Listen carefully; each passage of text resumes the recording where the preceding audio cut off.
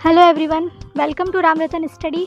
दोस्तों, आज की इस क्लास में हम पढ़ने वाले हैं फर्स्ट, सेकंड और थर्ड मई के करंट अफेयर्स के मोस्ट इम्पॉर्टेंट क्वेश्चंस को। तो चलिए आज की क्लास को स्टार्ट करते हैं। बढ़ते हैं सबसे पहले क्वेश्चन की तरफ।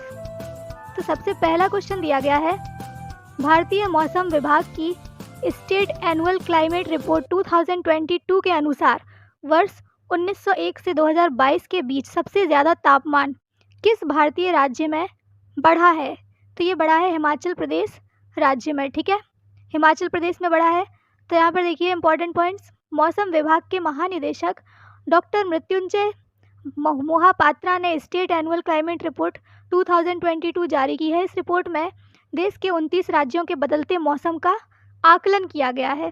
तो रिपोर्ट के अनुसार सर्वाधिक तापमान वृद्धि वाले 3 राज्य हैं, जो कि कौन कौन से हैं? हिमाचल प्रदेश, गोवा और केरल। यहाँ पर सबसे ज़्यादा तापमान की क्या हुई है? वृद्धि हुई है। ठीक है, और रिपोर्ट के अनुसार सबसे न्यूनतम तापमान वृद्धि वाले 3 राज्य कौन कौन से हैं? तो यह है बिहार, हरियाणा और यूपी। यहाँ पर तापमान में कमी हुई है। ठीक है, तो चलिए नेक्स्ट क्वेश्चन देखते हैं। क्वेश्चन नंबर 2, किस राज्य की हस्तकला मातानी पछेड़ी को जीआई टैग दिया गया है? तो ये दिया गया है गुजरात राज्य के। ठीक है, गुजरात राज्य की हस्तकला मातानी पछेड़ी को जीआई टैग दिया गया है। तो गुजराती भाषा में शब्द मातानी पछेड़ी का अर्थ है देवी के पीछे। मातानी पछेड़ी का अर्थ होता है देवी के पीछे। ठीक है, इस लोक कला में केंद्र में देवी माँ से जुड़ी कहानियाँ और किंवदंतियों को उकेरा जाता है। ठीक है, इस कला की उत्पत्ति लगभग 300 वर्ष पूर्व मानी जाती है। ठीक है दोस्तों, अपना नेक्स्ट क्वेश्चन है क्वेश्चन नंबर 3, हाल ही में डॉक्टर एन गोपाल कृष्णन का निधन हो गया है। ये इनका संबंध किस क्षेत्र से है? तो इनका संबंध है वैज्ञानिक अनुसंधान क्षेत्र से। ठीक है, तो देखिए यहाँ पर प्रसिद्ध वैज्ञानिक और केंद्रीय भवन अनुसंधान संस्थान के पूर्व निदेशक डॉक्टर एन गोपाल कृष्णन का हाल ही में 68 वर्ष की आयु में निधन हो गया है। और इनका संबंध जो है दोस्तों वो केरल राज्य से था। ये केरल राज्य के रहने वाले थे और इनकी मृत्यु 68 वर्ष की आयु में हो गई है। ठीक है, अपना नेक्स्ट क्वेश्चन है क्वेश्चन नंबर 4, अजय वॉरियर युद्धाभ्यास का आयोजन भारत और किस देश के मध्य किया जाता है? तो अजय वॉरियर युद्धाभ्यास का आयोजन जो है वो किया जाता है भारत और यूनाइटेड किंगडम के बीच। ठीक है, तो देखिए यहाँ पर यह युद्ध अभ्यास का 7वां संस्करण है, जिसका आयोजन 27 अप्रैल से 11 मई 2023 तक यूनाइटेड किंगडम में होगा। और इस युद्धाभ्यास से भारतीय सेना और ब्रिटिश सेना के बीच रक्षा सहयोग को बढ़ावा मिलेगा। साथ ही साथ दोनों देशों के बीच द्विपक्षीय संबंध मजबूत होंगे। ठीक है, नेक्स्ट क्वेश्चन है क्वेश्चन नंबर 5, हाल ही में राजस्थान में कितने नवीन वन्य जीव अभयारण्य को मंजूरी दी गई है? तो कितने दी गई है? कितने नए वन्य अभयारण्य बनेंगे? तो वो बनेंगे 3। ठीक है, राजस्थान में 3 बनेंगे नए वन्य जीव अभयारण्य। ठीक है, तो हाल ही में राजस्थान सरकार ने 3 क्षेत्रों या 12 के सोरसन, जोधपुर के खिचन और भीलवाड़ा के हमीरगढ़ को वन्य जीव संरक्षण घोषित किया है। ठीक है, नेक्स्ट क्वेश्चन है क्वेश्चन नंबर 6, बिलबोर्ड के Latin woman of the year पुरस्कार से किसे सम्मानित किया जाएगा? तो ये किया जाएगा शकीरा को। बिलबोर्ड के Latin women award of the year किसको दिया जाएगा? तो ये दिया जाएगा शकीरा को। ठीक है, तो शकीरा जो है वो कोलंबिया की गायिका हैं और शकीरा को क्वीन ऑफ लैटिन म्यूज़िक का टाइटल भी दिया गया है। तो शकीरा को क्या कहा जाता है दोस्तों? Queen of Latin music. इसका टाइटल भी शकीरा को दिया गया है। और बिलबोर्ड क्या है? तो यह एक अमेरिकी संगीत और मनोरंजन पत्रिका है। ठीक है, अपना नेक्स्ट क्वेश्चन है क्वेश्चन नंबर 7, हेरिटेज फेस्टिवल 2023 का आयोजन कहाँ किया गया है? तो ये किया गया है गोवा में। हेरिटेज फेस्टिवल 2023 का आयोजन गोवा में किया गया है। तो देखिए हेरिटेज जो फेस्टिवल है, हेरिटेज फेस्टिवल 2023 का आयोजन 28 से 30 अप्रैल तक गोवा में किया गया। इस महोत्सव का उद्घाटन गोवा के मुख्यमंत्री प्रमोद सावंत के द्वारा किया गया। हेरिटेज फेस्टिवल 2023 का आयोजन पर्यटन विभाग गोवा द्वारा किया गया है। किसके द्वारा किया गया? पर्यटन विभाग गोवा द्वारा किया गया। इस महोत्सव का अध्यक्ष राज्य की परंपरा, संस्कृति और कला का प्रदर्शन करके इस महोत्सव का उद्देश्य जो है दोस्तों, इस महोत्सव का जो उद्देश्य जो है वो राज्य की परंपरा, संस्कृति और कला का प्रदर्शन करके सांस्कृतिक पर्यटन को बढ़ावा देना है। ठीक है।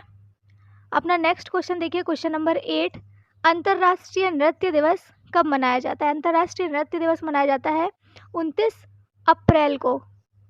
तो फ्रांसीसी बैले जीन जॉर्ज नोवरे को श्रद्धांजलि देने के लिए उनके जन्मोत्सव वाले दिन 29 अप्रैल को अंतर्राष्ट्रीय नृत्य दिवस मनाया जाता है। उसकी शुरुआत हुई थी दोस्तों 1982 में। ठीक है। नेक्स्ट क्वेश्चन है question number 9, immigrate achievement award 2023 से किसे सम्मानित किया गया है? तो ये किया गया है नीली बेंदापुरी को। नीली बेंदापुरी को इमिग्रेट अचीवमेंट अवार्ड 2023 से सम्मानित किया गया है। तो देखिए, संयुक्त राज्य अमेरिका में उच्च शिक्षा में महत्वपूर्ण योगदान के लिए immigrant achievement award 2023 Penn State university के वर्तमान अध्यक्ष नीली बेंदापुरी को दिया गया है। ठीक है। नेक्स्ट क्वेश्चन है, ग्लोबल ग्लोब रेस पूरी करने वाले पहले भारतीय कौन है? तो गोल्डन ग्लोब रेस पूरी करने वाले पहले भारतीय हैं तो दोस्तों ये है अभिलाष टॉमी। अभिलाष टॉमी है। तो अभिलाष टॉमी नौसेना के सेवानिवृत्त अधिकारी कमांडर है।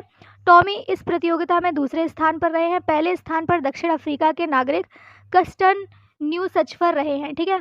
और यह दुनिया की सबसे कठिन सोलो नॉन स्टॉप देशों में से एक मानी जाती है। ठीक है। तो दोस्तों हमने 1 और 2 मई के करंट अफेयर्स के क्वेश्चंस को कंप्लीट कर लिया है। अब हम बढ़ते हैं 3 मई के क्वेश्चंस की तरफ। तो चलिए 3 मई में सबसे पहला क्वेश्चन देखते हैं। तो देखिए, 1 मई को किस राज्य की स्थापना की गई थी? 1 मई को किस राज्य की स्थापना की गई थी? तो वो की गई थी महाराष्ट्र और गुजरात राज्य की स्थापना की गई थी। ठीक है। तो यहाँ पर देखिए 1 मई 1960 को राज्य पुनर्गठन अधिनियम 1956 के तहत भाषाई आधार पर मुंबई राज्य से 2 नवीन राज्य गुजरात और महाराष्ट्र राज्य की स्थापना की गई। तो गुजरात और महाराष्ट्र राज्य की स्थापना कब की गई दोस्तों? 1 मई 1960 में की गई। ठीक है। अपना नेक्स्ट क्वेश्चन है question number 2, world chess championship 2023 का विजेता कौन रहा है? तो दोस्तों ये रहे हैं डिंग लिरेन। डिंग लिरेन जो है वो वर्ल्ड चेस चैंपियनशिप 2023 के विजेता रहे हैं। तो इम्पोर्टेंट पॉइंट्स देख लेते हैं। तो वर्ल्ड चेस चैंपियनशिप 2023 का आयोजन अस्ताना कजाकिस्तान में किया गया था। यहाँ फाइनल में चीन के डिंग लिरेन ने रूस के इयान नेपोमनियाटची को हराकर वर्ल्ड चेस चैंपियनशिप 2023 को जीता है। इंटरनेशनल चेस फेडरेशन के द्वारा 1886 में वर्ल्ड चेस चैंपियनशिप प्रतियोगिता को शुरू किया गया था। तो कब शुरू किया गया था? 1886 में किया गया था वर्ल्ड चेस चैंपियनशिप की स्टार्ट। और किसके द्वारा किया गया था? तो इंटरनेशनल चेस फेडरेशन के द्वारा स्टार्ट किया गया था। इसकी स्थापना हुई थी 1924 में और इसका जो मुख्यालय है दोस्तों वो है लुसाने, स्विट्जरलैंड में। ठीक है। अपना नेक्स्ट क्वेश्चन है, बैडमिंटन एशिया चैंपियनशिप में सात्विक साईराज और चिराग शेट्टी की जोड़ी ने कौन सा पदक जीता है? तो ये जीता है स्वर्ण पदक जीता है दोस्तों। तो दुबई में आयोजित बैडमिंटन एशिया चैंपियनशिप में सात्विक साईराज और चिराग शेट्टी की जोड़ी ने मलेशिया के वन यू सिन और टियो यी की जोड़ी को हराकर स्वर्ण पदक अपने नाम किया है। और इस चैंपियनशिप का आयोजन 2023 में दुबई में किया गया है। ठीक है। नेक्स्ट क्वेश्चन है क्वेश्चन नंबर 4, LIC का चेयरमैन किसे नियुक्त किया गया है? तो LIC का चेयरमैन दोस्तों नियुक्त किया गया है सिद्धार्थ मोहंती को। सिद्धार्थ मोहंती जो है वो LIC के नए चेयरमैन बने हैं। ठीक है। तो सिद्धार्थ मोहंती ने रामा सुब्रमण्यम कुमार का स्थान लिया है।